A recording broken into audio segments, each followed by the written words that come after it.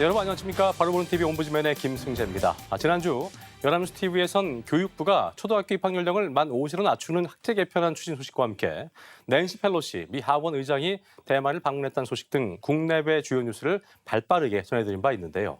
오늘 연합뉴스 TV를 말한다에선 뉴스포커스와 토요와이드, 일요와이드를 중심으로 이윤주 시청자 평가원이 모니터링한 내용을 들어보시겠습니다.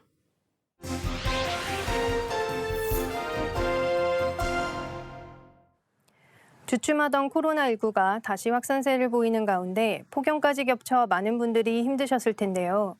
지난주 연합뉴스 TV에서는 어린 나이에 가족을 돌봐야 하는 영케어러에 대한 소식과 미상원 외교위원장이 북한 비핵화를 위한 새로운 방법을 주문했다는 소식을 전했습니다.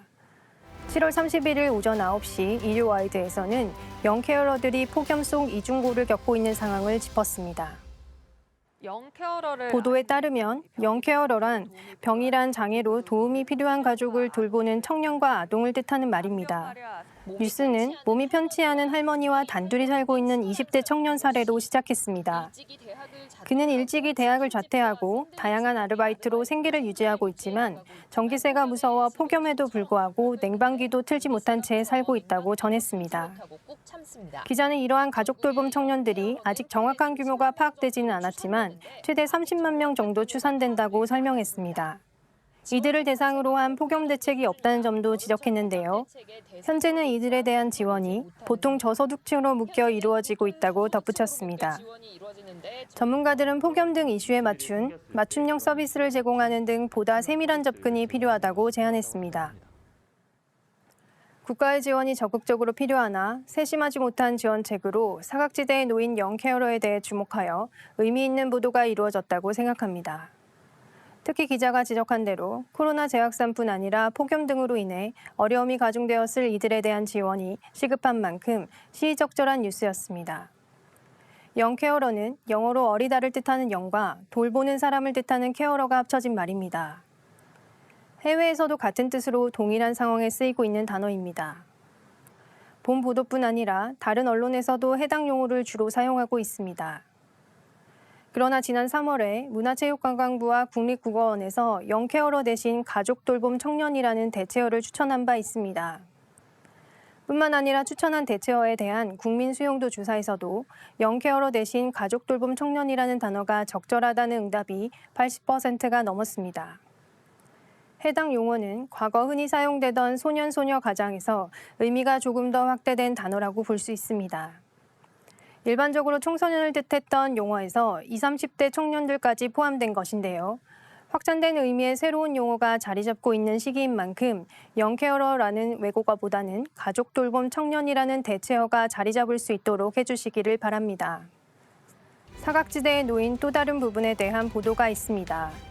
7월 30일 오전 11시 토요와이드에서는 주거빈곤 아동 가구에 관련된 내용을 전했습니다. 보도는 곰팡이가 가득 핀 창문을 열어도 통풍이 원활하지 못한 집에서 폭염을 버티고 있는 가정의 사례를 소개하며 이러한 환경에서 가장 걱정이 되는 건 가구원 중에서도 아동이라고 설명했습니다. 아동은 한여름에도 끊이지 않는 기침과 결막염으로 고생 중입니다. 아이는 기초생활수급자로 전기요금 감면 등 지원을 받고 있지만 근본적인 주거환경 개선과는 거리가 먼 대책이라고 지적했습니다. 그 이유로 주 돌봄자의 월소득은 100만 원 미만으로 저소득 가구이나 주거 면적만으로 따지면 주거빈곤 가구에 속하지 않아 주거지원 사업에서는 비켜나 있기 때문이라고 설명했습니다. 서울시 조사에 따르면 주거빈곤 아동 가구가 전체의 15% 수준이나 앞선 사례처럼 주거 환경 자체가 열악한 곳까지 포함하면 실제 주거 취약계층은 더 많을 수밖에 없을 것이라 덧붙였습니다. 주거빈곤은 국가의 최저 주거 기준을 충족하지 못한 주거 환경을 뜻하며 옥탑방, 지하방 및 고시원, 모텔 등의 비주택 거주를 모두 아우르는 개념입니다. 보도에서 언급한 대로 단순히 저소득층이 아닌 주거 환경 기준에 따른 취약계층으로 기준을 정확하게 설명하면 이해에 더 도움이 될 것 같습니다. 보도에서 언급한 조사 결과를 조금 더 자세히 살펴보기 위해 검색해보고자 했으나 구체적인 정보가 없어 불가했습니다.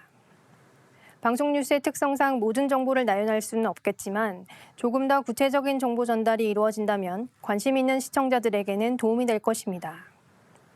특히 출처를 다룰 때는 명확하게 하는 것 또한 보도의 신뢰성을 높일 것이라 생각합니다. 앞서 살펴본 가정돌봄 청년과 본 보도에서 살펴본 주거빈권 아동 등 취약계층에 대한 보도가 연이어 등장했는데요. 그만큼 연합뉴스TV에서 취약계층에 대한 관심이 높다는 것으로 앞으로도 지속적인 관심을 가지고 후속 취재가 이루어질 것을 기대하겠습니다. 또한 그 외에도 세분화하여 살펴보아야 할 취약계층에 대한 기준과 문제점 등을 주제로 한 보도가 이루어진다면 좋을 것 같습니다. 다음은 안보 관련 보도입니다. 7월 29일 오후 2시 뉴스 현장에서는 미 상원 외교위원장의 발언을 간략하게 전했습니다. 보도는 미국 상원 외교위원장인 밥 메넨데스 민주당 의원이 문재인 정권의 대북 접근법을 강하게 비판하면서 북한 비핵화를 위한 새로운 방법을 주문했다고 전했습니다. 메넨데스 의원은 문재인 정부의 대북 정책에 대해 다른 접근을 시도했다는 것이 분명하다면서도 이로 인해 미국과 다른 동맹이 전보다 덜 안전하게 됐고 북한은 더 고립되고 위험해졌다고 비판했습니다. 이어 그는 북한의 비핵화를 달성하기 위한 진짜 로드맵과 진지한 외교를 우선하는 새 전략이 필요하다고 밝혔다고 덧붙였습니다. 본 보도는 이후 후속 보도나 관련 보도가 추가적으로 보도되지 않아 해당 보도만으로는 전하고자 하는 바가 명확하지 않았습니다. 본 보도만으로는 미 상원 외교위원장이 지난 정부의 대북 정책에 대해 비난을 했다는 것 외에는 다른 정보가 존재하지 않았습니다. 단신 뉴스라고 하더라도 위원장의 발언을 조금 더 정리했다면 좋았을 것으로 보입니다. 그는 연설에서 동맹 강화를 위해 미국, 일본, 인도, 호주 4개국 협의체인 쿼드에 가입해야 한다고 언급했는데요. 실제로 위원장이 연설에서 주요하게 주장하고자 했던 바는 이것으로 보입니다. 그 외 현 정부의 대북 정책 방향을 추가적으로 정리하는 등의 방법으로 기사를 조금 더 풍부하게 만들 수 있었을 것이라 생각합니다. 청와대가 국민들에게 개방된 지도 약 3개월이 되어가고 있습니다. 방문객 수도 130만 명이 넘어설 만큼 큰 호응을 얻고 있습니다. 최근 활용 방안을 두고 논의가 진행되고 있는데요. 이와 관련하여 연합뉴스TV에서 보도된 뉴스를 살펴보겠습니다. 개방된 지 벌써 7월 22일 오전 10시 뉴스포커스에서는 박보균 문화체육관광부 장관이 출연하여 청와대 활용 방안 등에 대해 직접 설명했습니다. 박보균 장관은 먼저 효과성에 대해 상징성과 역사성을 기반으로 발휘되고 있다고 언급했습니다. 그간 정적인 이미지였던 청와대가 여러 가지 콘텐츠를 활용하여 국민 속에 살아 숨쉬는 청와대로 변화하고 있다고 설명했습니다. 이어 다양한 예술품, 역대 대통령의 역사문화 공간, 수목원과 건축미 등을 모두 확인할 수 있는 문화예술 복합 공간으로 발전해 나갈 것이라 덧붙였습니다. 이러한 발전에는 역대 대통령들의 가족들이 자문단으로 직접 참여하여 도움을 주고 있다고 전했으며 보존과 활용 개념에 대해서는 충돌의 개념이 아닌 공존할 수 있을 것이라고 설명했습니다. 7월 31일 오전 9시 일요와이드에서는 문화체육관광부의 청와대 활용 방안에 대해 일고 있는 논란을 전했습니다. 먼저 문체부의 구상은 앞서 뉴스포커스에서 박보균 장관이 직접 전했던 것처럼 청와대를 복합 예술 공간으로 만드는 것입니다. 본관, 영빈관 등 주요 건물에는 청와대가 소장한 미술품을 전시하는 전시 위주의 공간으로 활용하겠다는 계획입니다. 이에 대해 미술계와 일부 관광업계는 반색했지만 담당 부처 내부에서 우려가 쏟아졌다고 전했습니다. 문화재청의 정책자문기구인 문화재위원회는 역사성을 고려한 조사나 연구가 충분치 않다며 우려를 표했고 문화재청 노조도 거대한 궁전으로 되돌리는 퇴행이라 반발하는 등 담당 부처 내 혼선이 노출되어 갈등이 더 커지고 있다고 전했습니다. 그간 문화재청은 역사공간으로서 보존해 문체부는 시민이 즐길 수 있는 활용에 방점을 두며 각각의 청사진을 그려왔는데요. 보도는 보존과 활용의 균형점을 찾는 것이 가장 큰 과제일 것이라며 마무리했습니다. 앞서 살펴본 뉴스포커스에서는 문화체육관광부 장관이 직접 청와대 활용 방안에 관해 설명해 주어 정책의 방향성을 확인할 수 있었습니다. 다만 제한된 질문이 다소 아쉬움이 있었습니다. 직접 설명했던 활용 방안 외 보존 방안에 대해서도 앵커가 질문했으나 더 구체적이거나 추가적인 질문이 이어지지는 못했던 것 같습니다. 물론 시간상 제한이 있다는 부분은 충분히 이해가 되는 점이므로 이런 경우 추가 보도 등으로 보완해 주시면 좋을 것 같습니다. 7월 31일 이오와이드의 뉴스가 보완이 되는 보도였습니다. 그러나 해당 뉴스는 부처 간 상이한 시각 차이에 초점을 맞춘 것이라 그에 관련된 많은 궁금증들이 해소되지는 못했습니다. 국민의 품으로 돌아온 만큼 국민들 역시 청와대를 보존하고 활용하고자 하는 각 부처의 향후 방안에 대해 관심이 많을 것으로 생각합니다. 앞서 보도에서 언급했던 것과 같이 청와대는 국민의 대표자 공간으로서의 역사성과 상징성을 지닌 곳이기 때문입니다.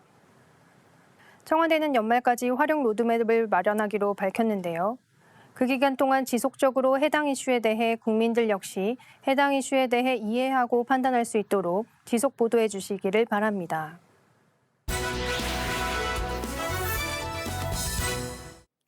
이번 시간은 주말에 방영되는 제작 프로그램을 대학생의 시선으로 분석 및 평가해보는 캠퍼스 TV 리포트입니다. 이번 주에는 동아방송예술대학교 방송보도제작과의 총예진 학생과 함께하겠습니다. 어서 오십시오. 네, 안녕하세요. 예. 자, 예진 학생 지난주 어떤 프로그램 모니터했습니까? 네, 저는 매주 일요일 오후 9시 30분에 방송되는 탐사보도 뉴스프리즘을 모니터했습니다. 지난달 30일 방송된 뉴스프리즘에서는 드라마 이상한 변호사 우영우를 통해 우리 사회 속 장애에 대해 다뤘습니다. 그럼 자세한 모니터 내용 지금부터 전해드리겠습니다.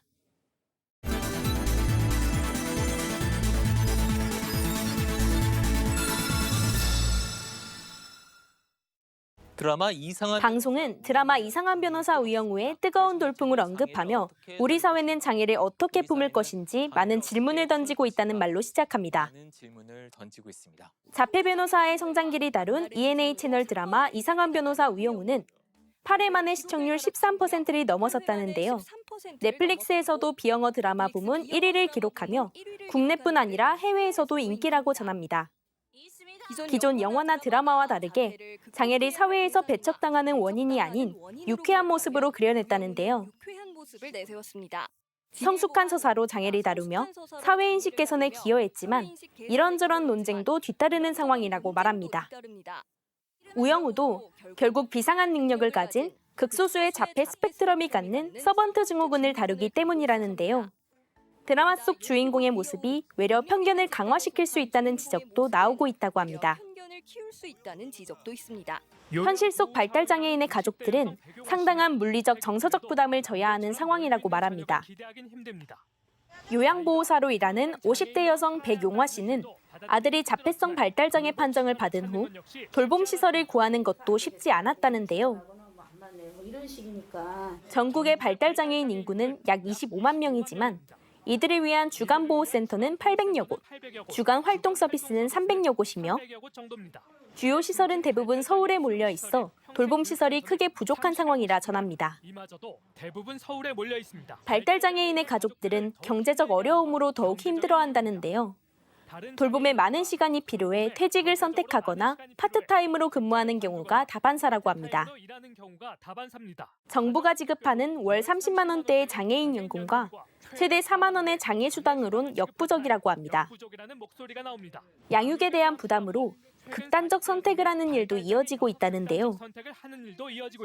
발달장애인의 부모들은 부족한 지원으로 인해 만만치 않은 현실 속 자신들의 죽음 이후가 더 큰 걱정이라고 말합니다. 얘보다 하루를 먼저 죽더라도 얘가 살 수 있는 세상을 좀 만들어달라. 그게 이제 국가 돌봄이죠. 발달장애인 가정이 미국, 캐나다, 독일, 뉴질랜드와 같은 국가로 이주하는 경우가 종종 있는 만큼 해당 국가들은 발달장애인에 대한 사회적 지원과 배려가 발달되어 있다는데요. 미국은 발달장애인에 대한 치료 및 돌봄 비용을 1인당 연간 약 5만 6천 달러까지 지원하고 독일에선 발달장애인 자립을 위한 다양한 정책을 펼치고 있다고 합니다. 장애인들이 취업시장에서 비장애인과 동등한 기회를 가질 수 있도록 하는 참여 강화법도 추가로 도입했다고 전합니다. 하지만 정책이 만들어져도 현실과 겉돌기 일수라는데요. 서울 양천경찰서 이유빈 경장은 깔창 밑에 배회 감지기를 넣은 세이프 깔창을 만들었다고 합니다. 발달장애인은 휴대폰을 가지고 다니지 않는 경우가 많고 언어 능력이 떨어져 실종 수사가 더 어려웠던 경험을 살렸다고 합니다. 이 장치는 소지율이 100%에 가까웠고 7명의 실종 장애인을 찾는 성과도 있었다는데요. 이러한 성공 사례에도 장애인 정책은 지자체마다 수준이 천차만별이라고 전합니다. 최중증 발달장애인을 24시간 살피는 광주광역시 돌봄센터가 전국 최초로 시범 운영되고 있지만 예산이 많이 들고 최대 거주기간도 5년으로 제한되었다는데요. 윤석열 정부 인수위가 국정과제로도 밝힌 발달장애인 24시간 돌봄 모델 역시 시행 속도에 대한 우려가 제기되는 상황이라 전합니다. 이에 기존 신체장애인 중심으로 만들어진 장애인 제도를 수정 적용하여 발달장애인 유형을 고려한 지원책으로 만드는 것이 현실적이라는데요. 발달장애인 돌봄 서비스를 강화하는 관련법이 지난 5월 국회 본회의를 통과했지만 현실화를 위해선 관심, 예산, 인력이 모두 뒷받침되어야 한다는 지적도 이어지고 있다고 전합니다. 이상한 변호사 우영우라는 드라마로 많은 사람들이 발달장애에 관심을 갖게 되었고 장애인에 대한 사회적 선입견이 개선되었다는데요. 하지만 역기능으로 초중고등학교 현장에선 조롱의 대상이 된다고 합니다. 안타까운 현실을 다시 한번 되돌아보고 문제점에 대해 생각해 볼 수 있었습니다. 현실 속에선 특별한 능력을 가진 우영우보다 드라마 속 어린아이의 지능을 가진 중증 자폐청년 김정훈이 훨씬 더 많다는데요. 우영우는 능력과 뜻을 펼칠 수 있고 김정훈은 따뜻한 돌봄 속에서 살아갈 수 있는 사회가 되길 기대해 본다는 말로 방송은 마무리됩니다.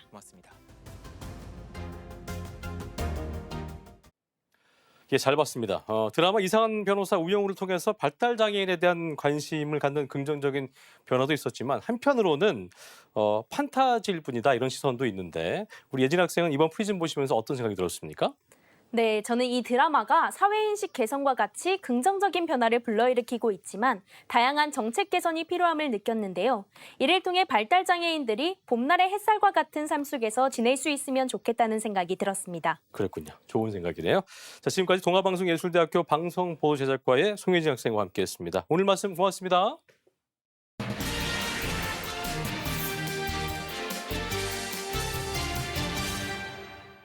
만으로 14살 안 되면 사람 죽여도 감옥 안 간다던데.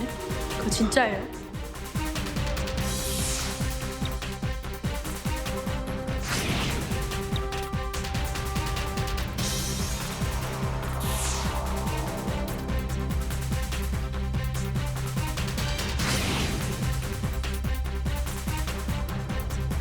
촉법소년 연령 조정 문제는 국민적으로 많은 관심이 있었던 사안이죠. 흉포화되고 있는 소년 범죄로부터 국민을 보호하겠다는 취지입니다.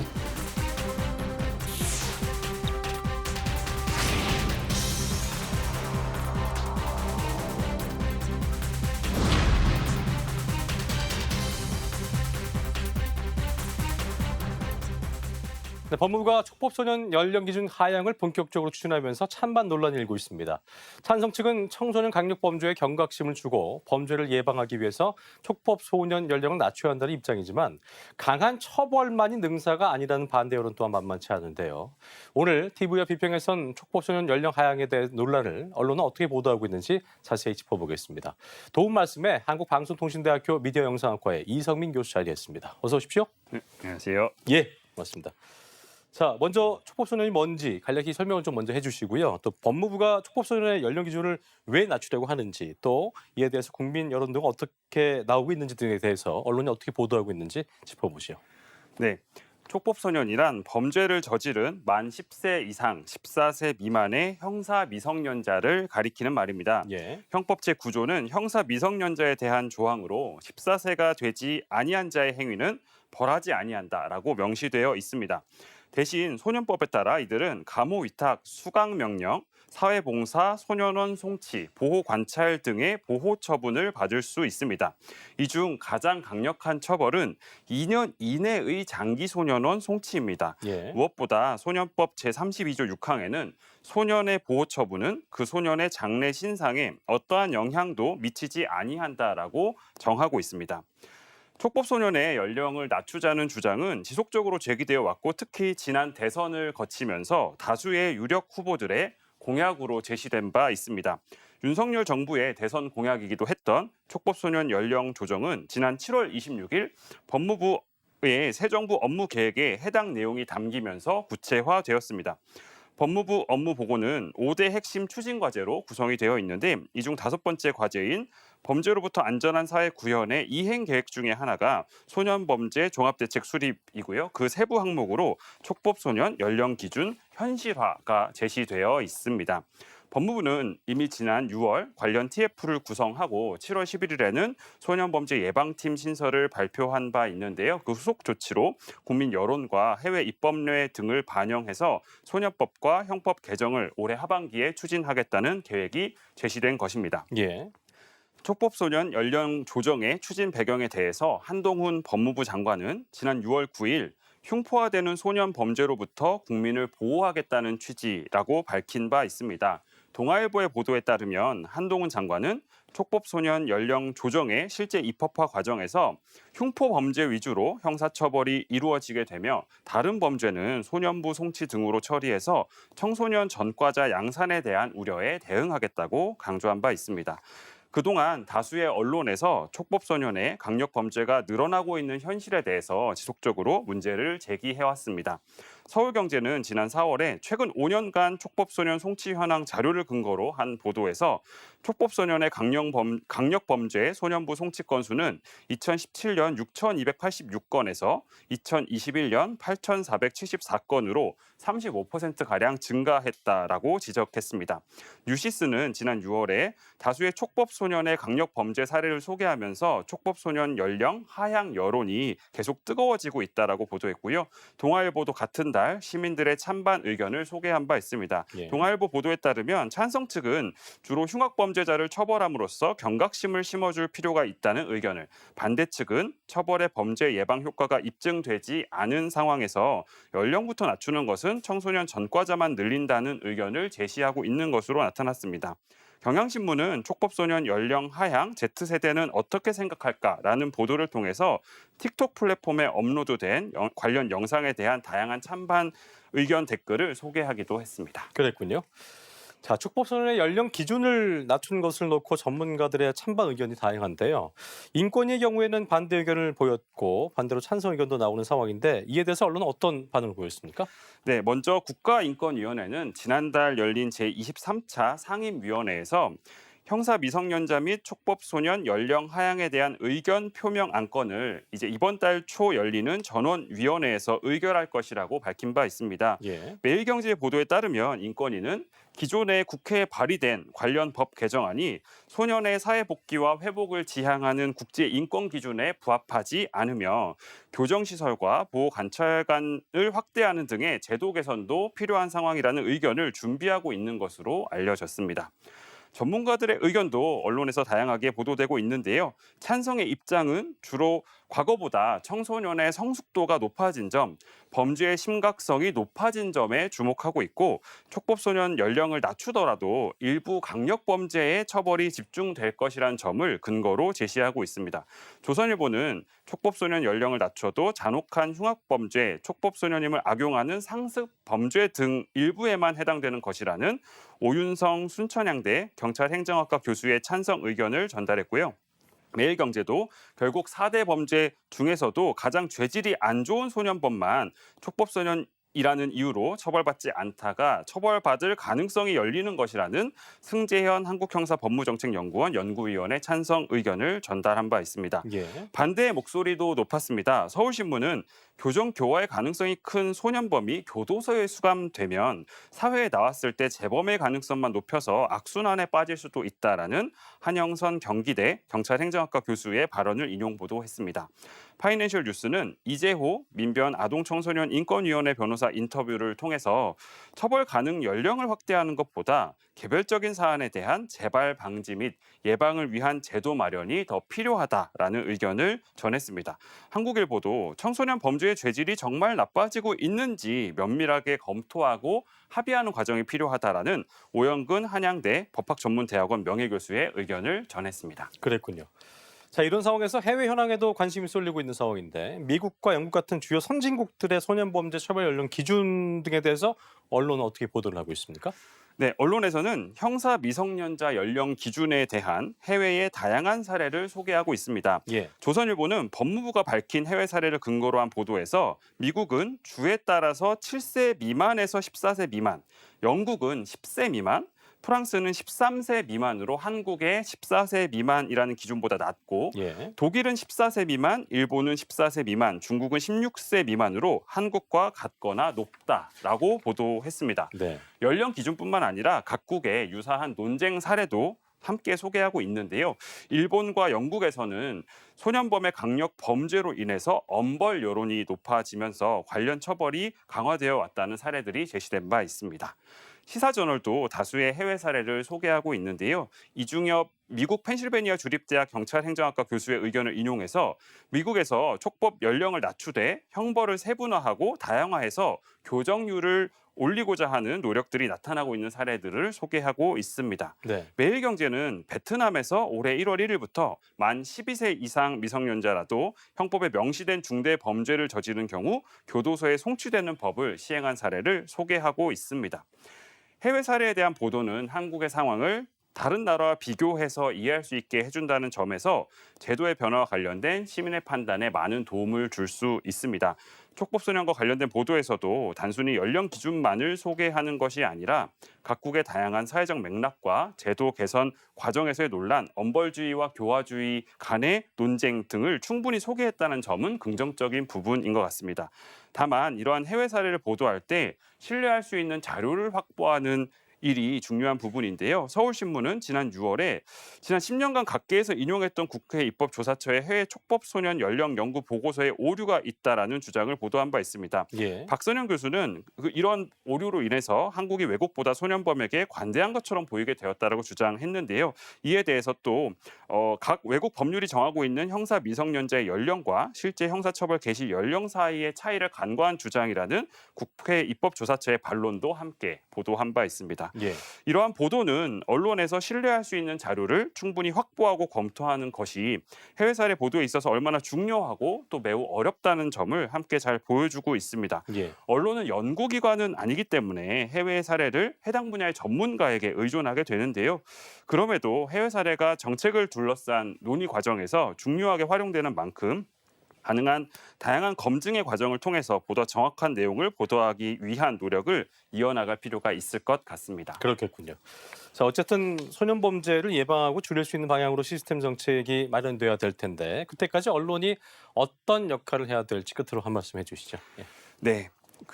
촉법소년 연령 조정과 관련된 보도를 쭉 검토하면서 예. 다수의 전문가들이 찬성과 반대 입장과 관계없이 모두들 촉법소년 연령을 단순히 유지하거나 낮추는 것보다도 교정 교화를 위한 시스템의 정비가 훨씬 필요하고 중요하다라고 강조하고 있다는 것을 확인할 수 있었습니다. 예. 또 해당 정책을 통해서 실제 소년의 범죄율이 개선될 수 있는지에 대해서 과학적인 접근의 필요성도 제기되었고 또 공론장에서의 사회적 합의의 필요성에 대한 강조도 확인할 수 있었습니다.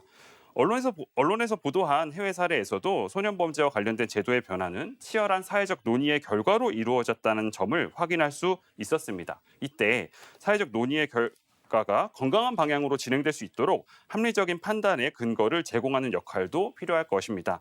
박선영 한세대 경찰행정학과 교수는 이번 이슈에 대해서 한겨레에 게재한 기고문에서 실증 자료를 토대로 한 증거 기반 정책 수립의 필요성을 강조한 바 있습니다. 예. 실증적인 자료를 축적하는 것은 전문가의 역할이지만 이를 잘 발굴하고 확산해서 건강한 논의의 자원이 될 수 있게 공급하는 것은 언론이 해야 하고 또 가장 잘할 수 있는 역할이라고 생각합니다.